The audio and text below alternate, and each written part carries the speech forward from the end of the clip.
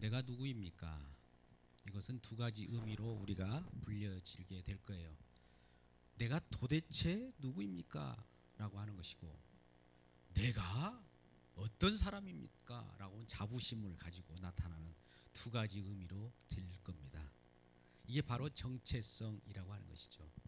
우리 인간의 정체성은 페르조나, 퍼슨에서 유래했습니다. 사람이라고 하는 것은 가면을 쓴 존재라고 하는 것이죠. 그 속에는 어떤 내용이 들어있을 텐데 그 내용을 숨기기에 급급한 나머지 페르조나, 가면을 쓴 존재라고 하는 정체성을 드러내게 됩니다.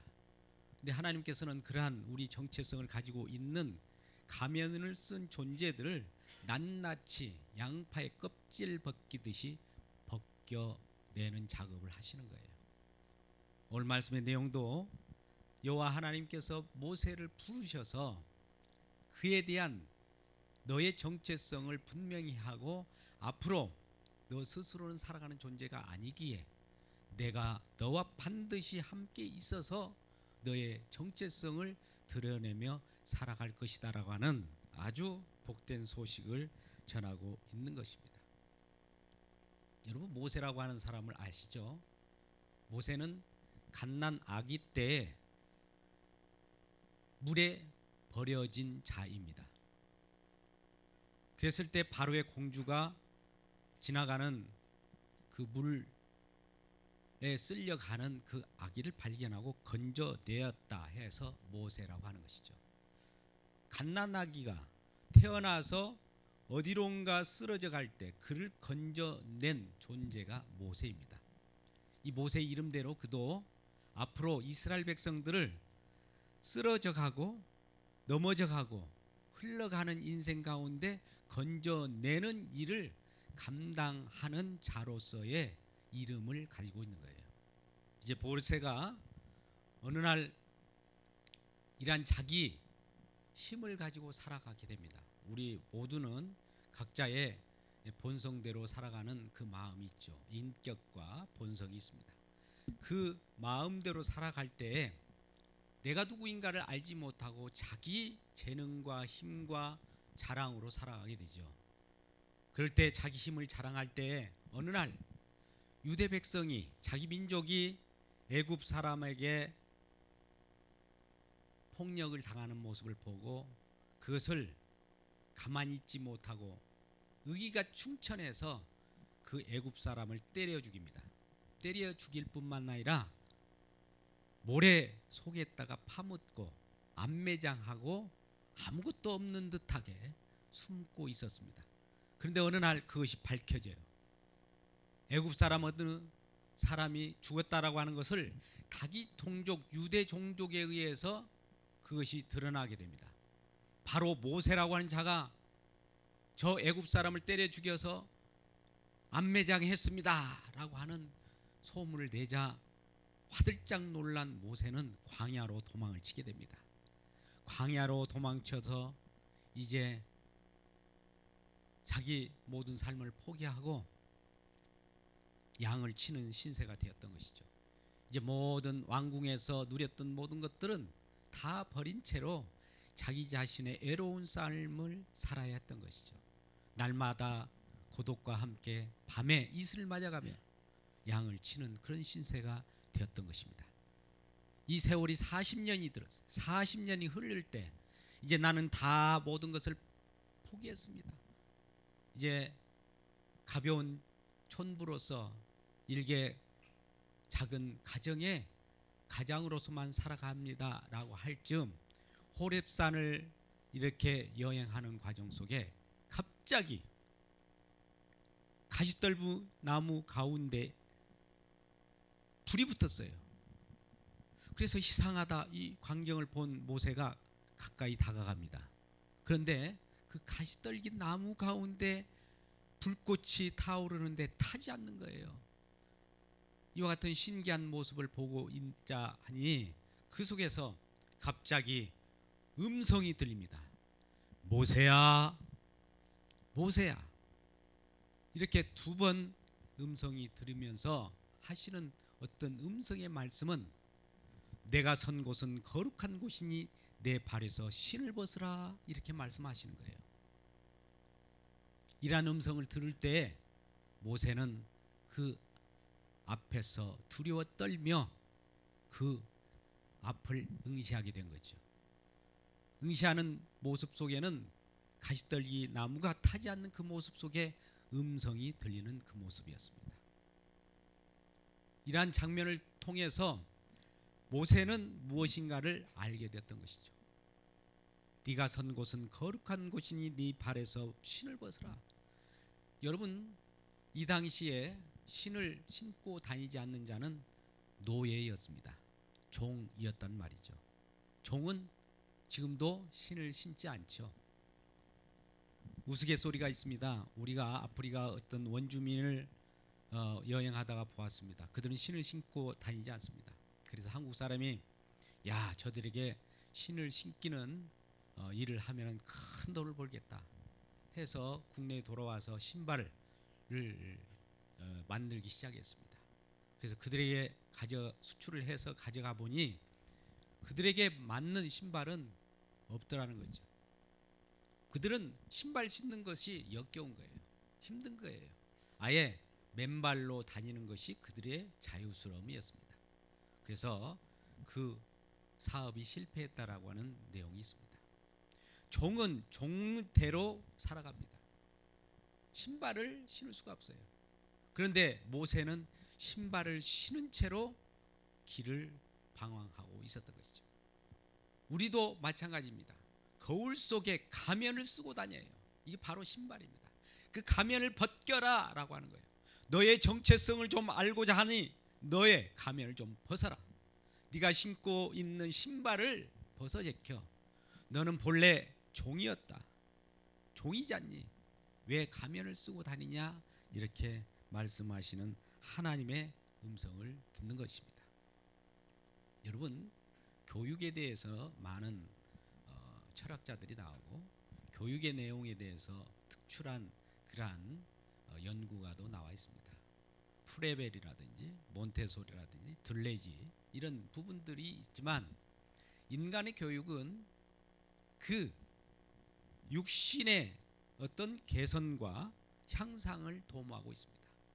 그러나 여러분, 하나님의 사람, 하나님의 교육, 성경의 말씀은 우리 모든 인간의 육을 오히려 시들게 만들어요. 인간의 육을 제거하게 만듭니다. 너의 육성, 독성, 악성을 뽑아내는 그런 교육을 하게 되는 거예요. 이러한 교육을 받는 저와 여러분이 가면을 벗겨낼 때 얼마나 우리가 쓰라리겠습니까? 그게 바로 고난입니다. 하나님 믿고 예수 그리스도를 쫓아가는 모든 자들이 왜 고난을 당하냐, 왜 환난을 당하느냐? 당하게 되어 있는 거예요. 자기 자신의 본성을 드러내야 되기 때문에, 많은 사람 앞에서 나의 부끄러움, 수치를 또 드러내야 되기 때문에 한꺼풀 벗겨낼 때마다 아픔이 오는 것이 바로 신앙생활인 거예요. 그러니 여러분, 혹시 예수를 믿고 성령 안에서 살아갈 때 많은 어려움과 환난이 당한다 할지라도 놀라지 마십시오. 그것은 자연스러운 현상입니다. 그러한 고난을 받지 않는 사람이 오히려 이상한 거예요. 오늘 모세도 이러한 상황 속에서 육에 속한 모든 것들을 하나님 여호와를 만남으로 말미암아 제거하는 작업이 시작됩니다. 이게 바로 광야 40년이라고 하는 놀라운 그 쓴 광야 훈련 학교에 입학하게 되는 것이죠. 여러분, 우리는 고린도전서 2장 14절에 이런 말씀이 있습니다. 육에 속한 사람은 하나님의 성령의 일들을 받지 아니하나니 이는 그것들이 그에게는 어리석게 보임이요 또 그는 그것들을 알 수도 없나니 그러한 일은 영적으로야 분별되기 때문이라, 이런 말씀을 하죠. 우리가 똑같은 사람이라 할지라도 영의 사람이 있는가 하면 육의 사람이 있습니다. 육의 사람은 육적으로 생각해요. 자기 본성을 기준으로 해서 많은 사람을 평가합니다. 영의 사람은 성령으로, 성령의 말씀으로 사람을 평가합니다. 성령에 의해서 모든 사람을 바라보기 때문에 많은 사람들을 긍휼히 여기시고 또 불쌍히 여기고 사랑하는 마음이 있는 것이죠. 여러분, 모세라고 하면 바로의 공주로 키워질 때 많은 문명과 교육을 받았습니다. 최고의 문명의 교육을 받았던 그가 이 모든 자기가 갖추었던 것들을 배설물처럼 여기고 이제 버려야 하는 그런 학교가 광야예요. 광야 속에서, 애로움 속에서 여호와 하나님과 단둘이 독대하면서 자기의 있는 모든 것들을 버리는 작업이 내 발에서 신을 벗으라고 하는 거예요. 여러분, 오늘 말씀을 한번 보시자고요. 4절에 5절을 같이 여러분과 함께 읽겠습니다. 시작.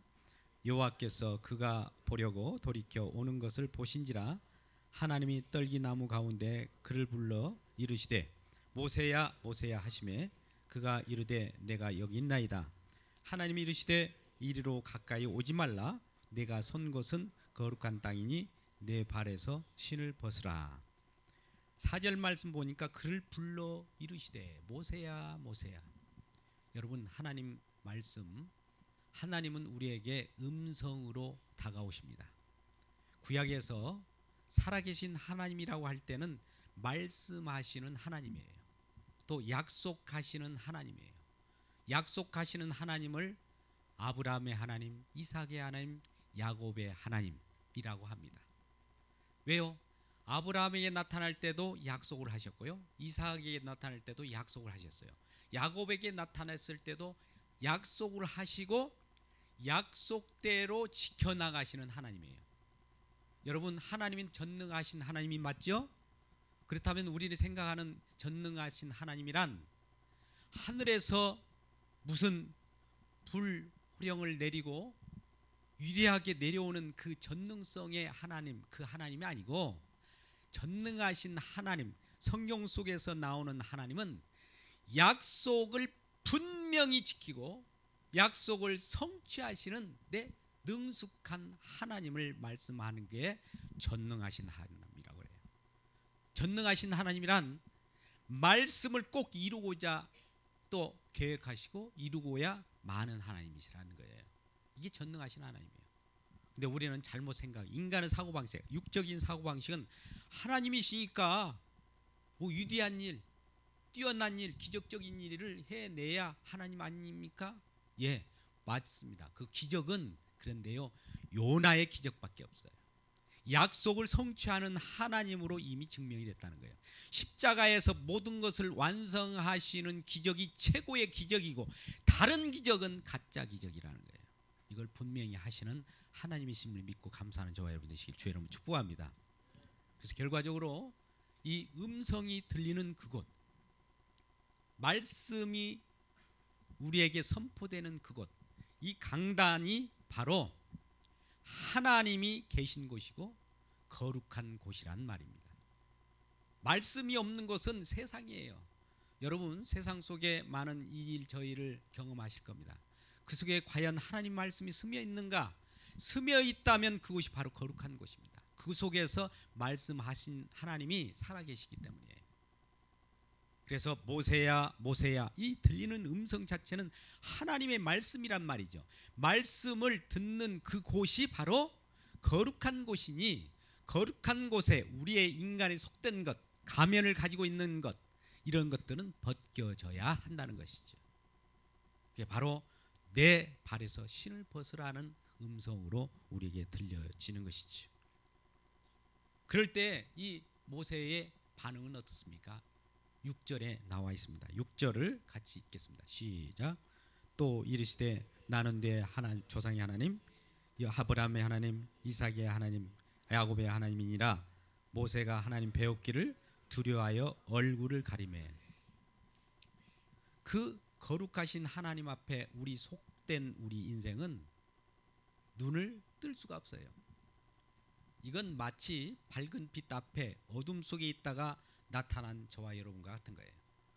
우리가 집에서 늦잠을 잘 때 창문 밖에 햇빛이 들어옵니다. 그럴 때 우리는 늦잠을 자면서 눈을 뜰 때 그 눈을 뜨는 그 표현과 같은 거예요. 너무 밝은 태양과 같은 거룩한 하나님의 앞에 나오니 우리는 그 앞에 두려울 수밖에 없고, 또 빛이 들어옴으로 말미암아 어둠이 숨길 수가 없는 상황과 같은 거예요. 이것은 이사야 선지자를 통해서 이미 말씀한 바, 하나님을 배울 땐 내가 죽게 되었나이다. 입술이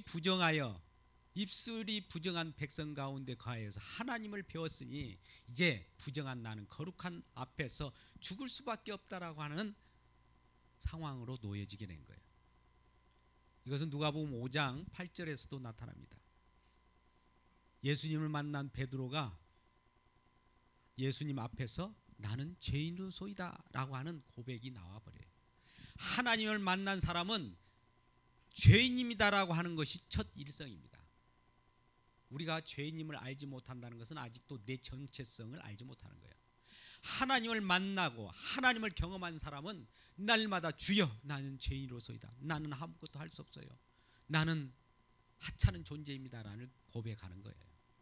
여러분, 이런 말씀을 드리면 어떤 사람은 그렇게 얘기할 거예요.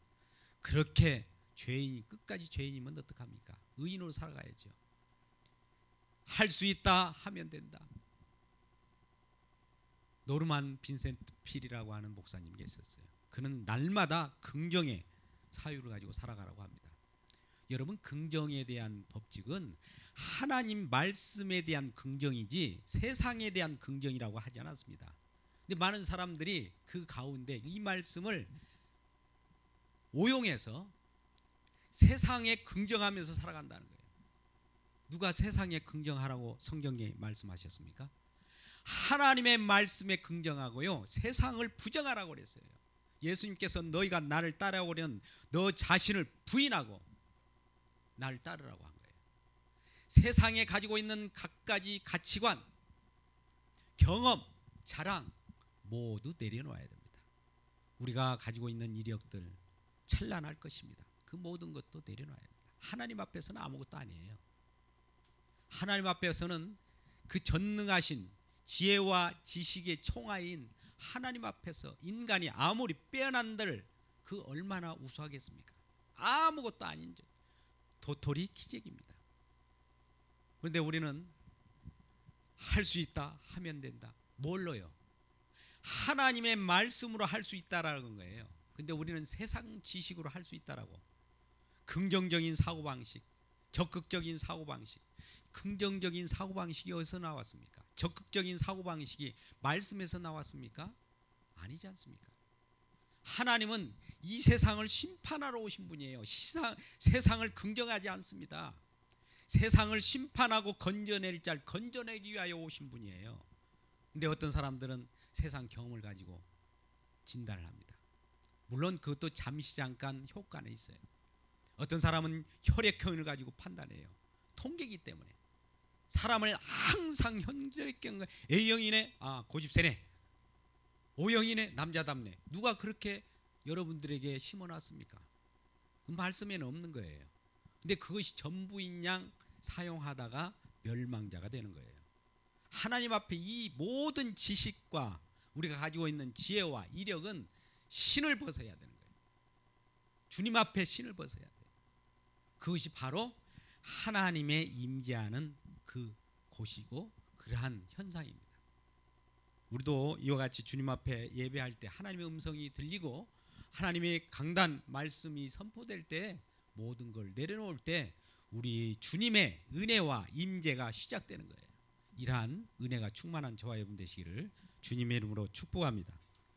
우리가 7절 8절을 같이 또 읽겠습니다. 시작. 여호와께서 이르시되 내가 애굽에 있는 내 백성의 고통을 분명히 보고 그들이 그들의 감독자로 말미암아 부르짖음을 듣고 그 근심을 알고 내가 내려가서 그들을 애굽의 손에서 건져내고 그들을 그 땅에서 인도하여 아름답고 광대한 땅, 젖과 꿀이 흐르는 땅, 곧 가나안 족속, 헷 족속, 아모리 족속, 브리스 족속, 히위 족속, 여부지 족속 지방에 데려가러 하노라. 아멘. 여기 보면 신을 벗어라 한 다음에 여호와는 어떤 하나님이신가를 자기 정체성을 또 보여줘요. 우리 인간의 정체성, 모세의 정체성을 드러낼 뿐만 아니라 여호와 하나님은 어떤 정체성을 가지고 있는가, 그 하나님은 어떠한 분이신가를 보여주시는 말씀이 7절 8절입니다. 여호와께 이르시되 내가 애굽에 있는 내 백성의 고통을 보았다. 분명히 보았다. 신음하고 있는 그 고통을 보았다. 또 부르짖음을 들었다. 그리고 그 근심을 알고 있다. 보고 듣고 알고 계시는 하나님이에요. 우리 하나님은 지금 이곳에서 우리 생활 속에서 안 계신 것 같지만 분명히 그들은 우리들이 생활하는 현장 속에 우리가 고통하고 있을 때 우리의 고통을 보고 계십니다. 그럴 뿐만 아니라 우리가 기도하고 하나님 정말 힘들어요 라고 하는 그 부르짖음의 소리를 듣고 계셔요. 뿐만 아니라 오늘 내일 날마다 우리 마음 가운데 근심하고 있는 근심의 내용을 우리 하나님은 다 알고 계세요. 우리 속에 우리 생각과 우리가 어떤 계획하고 도모하는 그 뜻까지도 다 알고 계세요. 그러니까 하나님 아닙니까? 어느 정도만 알고 계시다면 그건 하나님이 아니에요. 모든 걸 알고 계시는 전지전능하신 하나님이란 말씀입니다. 이란 하나님이 우리를 고통을 모르겠어요? 우리의 울부짖음을 들었지 않겠습니까? 우리의 근심 걱정을 알지 못하겠습니까? 다 안단 말이죠. 보고 듣고 아는 하나님이라는 거예요. 이 하나님이 7절 말씀에 나와 있습니다. 이러한 하나님이신데 이 하나님이 그와 알고 있을 뿐만 아니라 이러한 우리 고통 가운데 있는 저와 여러분을 찾아오시는 내려오시는 하나님이에요. 하늘에만 계신 분이 아니에요. 내려가서 8절에 우리의 고통 속에 있는 우리들을 건져내고 또 건져낼 뿐만 아니라 어디론가 우리를 인도하여 마지막 8절 하반절에 데려가러 하노라. 하나님은 이 땅에 누군가를 보내셨습니다. 하나님 자신입니다. 하나님 독생하신 예수 그리스도입니다. 이 땅에 오신 하나님을 이름하여 예수 그리스도라고 하는 거예요. 하나님이 사람으로 오셨어요. 사람을 구원하려면 사람의 본성을 알아야 하고 사람의 성품을 알아야 하고 사람과 같이 되어야 돼요. 하나님이신 그분이 내려와서 우리와 함께 계셔서 우리 속에 있는 여러 죄악을 홀로 담당하시고 그 모든 죄악 가운데 허덕이는 저와 여러분을 생명의 길로 건져내셔서 건져내실 뿐만 아니라 신앙생활 하는 과정 속에서 어디론가 인도하시고 섭리하시고 이끄셔요. 그는 우리를 견인하셔요. 우리가 견인차라고 하십니까? 우리 스스로 우리는 달려가는 것 같죠? 아닙니다. 하나님이 저와 여러분을 지금 끌고 가는 거예요. 어디론가 끌고 와요.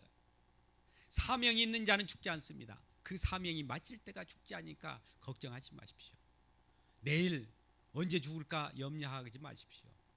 들풀의 꽃들도 하나님이 사랑하는데 우리의 모든 갖춰야 될 것, 가져야 될 것, 우리의 인생 모든 것들을 책임지시고 인도하신 분이 바로 여호와 하나님, 우리 주님이시란 말씀이시죠. 이분이 결과적으로 어디로 데려가느냐? 젖과 꿀이 흐르는 땅. 우선 그 땅은 오늘 말씀 보니까 가나안 족속, 헷 족속, 아모리 족속, 브리스 족속, 히위 족속, 여부스 족속. 어떻게 보면 세상 사람들이 우울거리고 있어요. 하나님이 거룩한 땅인데 사단 마귀 조종을 받은 세력들이 지금 거주하고 있습니다. 그들을 이제 하나님이 쫓아내실 거예요. 쫓아낸 다음에 우리가 그 속에 들어가게 되는 거예요. 이게 바로 천국의 내용입니다. 천국도 마찬가지예요. 하나님은 이미 하나님의 거할 처소인 저와 여러분 이스라엘 백성과 같이 하나님 믿는 백성들과 함께 영원토록 영생 복락을 누릴 수 있는 그 천국을 만들어 놓으시고 그것으로 데려가기 위하여 이 땅의 고통 속에 있는 저와 여러분을 부르짖게 만들어요. 고통이 없어서 우리가 편안한 삶을 살면 하나님 부르짖은 사람이 없죠. 부르짖게 한다는 것은 결국 하나님이 사인한 거예요. 나를 바라보라고 하는 하나님의 말씀이 임재했던 그 장소가 바로 부르짖는 장소입니다. 여러분 고통 속에 있습니까? 그렇다면 하나님을 부르십시오. 그럴 때 우리 주님께서는 모세야 모세야 하듯이 가시떨기 나무 같은 쓸모없는 존재 가운데서도 활활 타오르고 같이 임재해요. 여러분 불이 소멸하는 불이라고 하는 말씀이 있습니다. 여호와는 신명기 4장 24절에는 여호와 하나님은 소멸하는 불이시요 질투하는 하나님이시라, 그런 말씀을 가지면서 하나님은 우리에게 같이 나와 너와 사귀고 싶어하는 질투하는 하나님이라고 표현하고 있습니다. 그럼 세상적인 표현인데 우리가 인간이 알아먹기 쉽도록 표현하는 말이에요. 하나님은 뭐 질투할 일이 없어서 질투하는 하나님입니까? 우리 인간이 쉽게 알아듣기 쉽게 인간 동형적으로 표현하는 방법이 질투하는 하나님. 하나님 나를 그렇게 사랑하기 때문에 나를 뺏기지 않을 정도로 나를 사랑하시는 하나님이기 때문에 질투하는 하나님이시라. 그 하나님이 잘못되고 그릇된 것들은 소멸해버려요. 성령의 불, 소멸하는 불입니다. 그런데 그 하나님이 떨기나무 자체, 떨기나무는 아무 가치 없는 가시덤불입니다. 근데 그 속에 가시떨기나무와 같은 우리 존재들에게도 같이 함께하면 그것이 소멸되지 않아요. 그 모습을 먼저 이 모세에게 보여주면서 모세가 그 절망 가운데 있을 때 내가 너와 함께하면 너 보잘것없는 너의 인생도 아주 하나님이 귀히 쓰이는 사랑스러운 존재가 된다는 것을 표현한 거예요. 모세가 하나님께서 이와 같이 나타났을 때 처음 반응은 내가 누구입니까? 이 모세에게 나타난 하나님이 이제 내가 너에게 나타나서 내 발에서 신을 벗으라 이런 말씀하신 다음에 너를 애굽으로 보낼 터인데 너는 가서 애굽의 고통 속에 있는 이스라엘 백성을 건져 내어 오라라고 하는 명령을 받습니다. 그럴 때 내가 누구간데 내가 누구에게 날 보냅니까? 나는 힘도 없어요. 나는 지금 40년 동안 이 광야에서 이것저것 고독 속에 쓴맛 단맛 다 경험하고 이제 절망 속에 있습니다. 모든 걸 포기했어요. 여러분 우리는 우리가 할 수 있다라고 할 때 하나님이 오시지 않습니다. 모든 걸 포기할 때 내 힘으로 안 됩니다라고 할 때 그때 주님이 임재해요. 이상하죠? 우리 힘으로 할 것 같으면 우리 생각에는 하나님 필요 없잖아요. 그러죠? 우리가 잘 살고 우리가 대적으로 명망이 있고 많은 사람들에게 자랑거리가 있다면 우리가 하나님을 부른 적이 있습니까? 내가 힘들고 어렵고 고통 가운데 있을 때 하나님 나의 인생은 끝인 것 같습니다. 나는 이제 어떠란 말입니까? 랄 때 우리 주님이 나타나요. 이러한 경험을 우리 생활 가운데 물론 이 우리 생활이 넉넉하고 여유로울 때 하나님이 나타나지 않는다는 건 아니에요. 그 가운데서도 갑자기 우리가 씨름할 때가 있어요. 우리가 풍부에 놓여 있는 상황 속에서도 많은 것을 누리고 살 때에도 갑자기 허전할 때가 있어요. 인생은 무엇인가? 그런 생각을 하지 않습니까? 우리 내 자신을 스스로 알 수가 없는 인생이지 않습니까? 내가 나를 모르는데 넌들 나를 알겠느냐? 이런 노래 가사도 있지 않습니까? 누가 나를 알아줍니까? 내 자신도 모르는데 너도 너 자신도 모르는 주제에 나를 어떻게 이해할 수 있겠느냐는 거예요. 우리는 우리 자신도 모르는 그런 사람 속에 있습니다. 그럴 때 모르는 우리들에게 아시고 지혜의 총하이신 우리 주님이 함께 계시면 그때서야 일이 시작되는 거예요. 우리 11절 말씀을 같이 읽겠습니다. 여러분 11절 12절 말씀을 같이 읽겠습니다. 시작. 모세가 하나님께 아뢰되 내가 누구에게 바로에게 가며 이스라엘 자손을 애굽에서 인도하여 내리까? 하나님이 이르시되 내가 반드시 너와 함께 있으리라.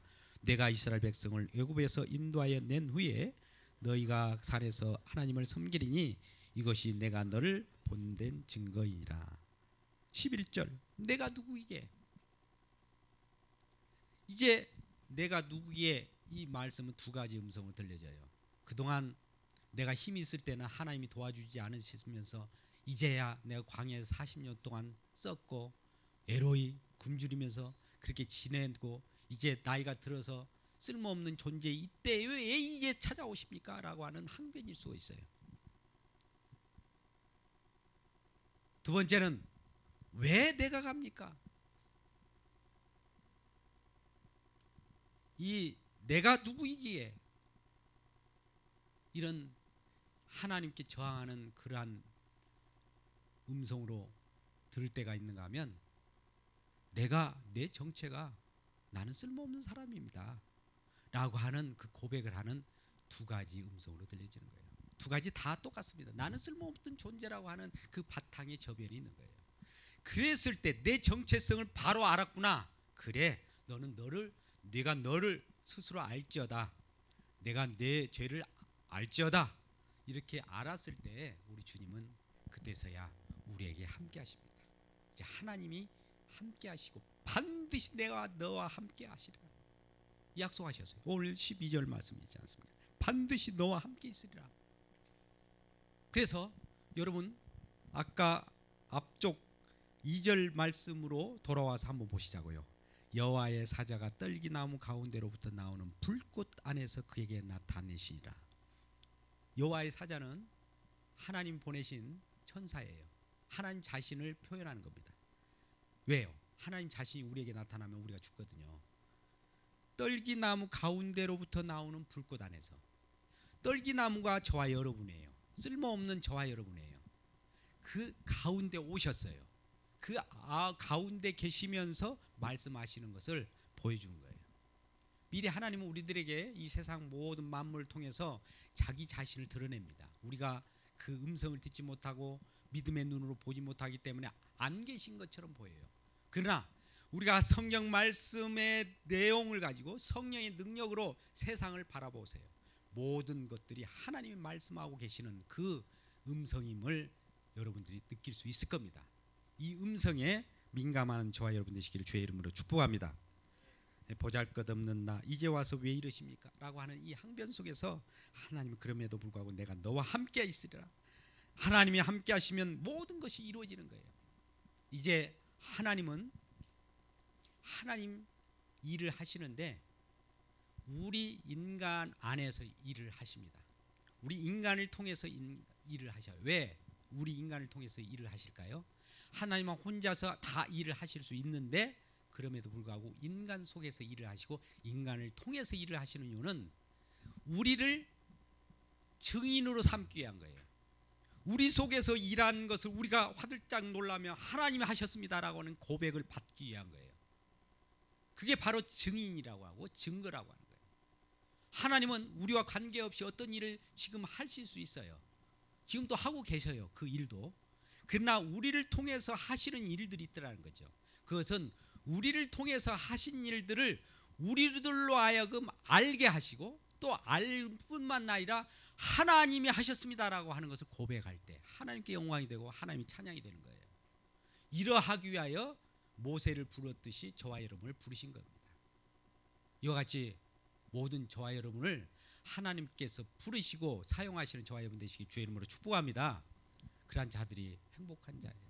다른 것이 행복한 자가 아니에요. 결국 오늘 말씀의 내용 내가 누구입니까? 라고 할 때 나의 정체성은 무엇인가를 드러냈습니다. 어떤 적극적인 사고방식을 우리가 강구한다고 해서 잠시 잠깐 그것이 반짝 효용이 있을지 모르지만 영원한 것이 아니에요. 조엘 오스틴 목사님이 얘기하는 그런 긍정적인 그런 말씀은 성경 속에 없어요. 우리는 많은 말씀이 증거되더라도 말씀에 분별하기를 주의 이름으로 축복합니다. 속아 넘어가기 쉬워요. 우리의 기분의 취향에 우리 마음에 든다고 신을 찾아가는 그 신은 가짜 신이에요. 찾아오시는 하나님이 진짜 하나님이시라는 말씀입니다. 그 하나님은 우리들에게 날마다 책망을 해요. 왜 너 그렇게 살았느냐? 왜 세상과 짝하느냐? 나는 너를 사랑하는데 너는 왜 세상을 사랑하느냐? 나는 질투하는 하나님이야. 가늠한 여인들아, 막 이렇게 하면서 하나님 쫓아와요. 그러면서 그럴 때 우리는 하나님 잘못했습니다. 나는 세상 짝을 하면서 세상 경력으로 세상 이력으로 세상 낙으로 살아왔는데 이것이 기준이 되어서 하나님을 찾았는데 이것이 아니군요. 이것을 내려놓을 때 하나님은 내가 너와 함께하리라. 영원히 함께하리라. 반드시 내가 너와 함께하리라고 말씀하시는 거예요. 이러한 하나님이 진정한 참 하나님입니다.